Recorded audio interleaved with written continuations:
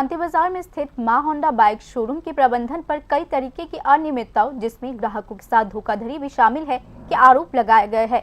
आरोप है कि जब ग्राहक शोरूम से बाइक खरीदते हैं और बाद में उन्हें सर्विसिंग के लिए लाते हैं, तो सर्विसिंग स्टाफ का एक हिस्सा चुपके से गाड़ियों की कीमती पार्ट्स निकाल लेता है और उन्हें अपने पास रख लेता है।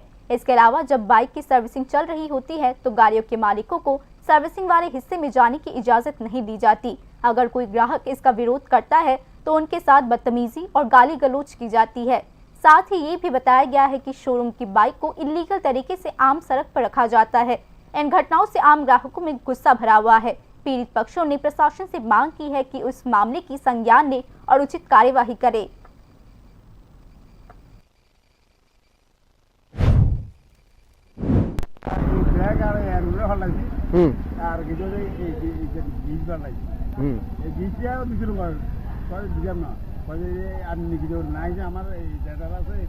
কে বলেছে আপনাকে এই কথাটা?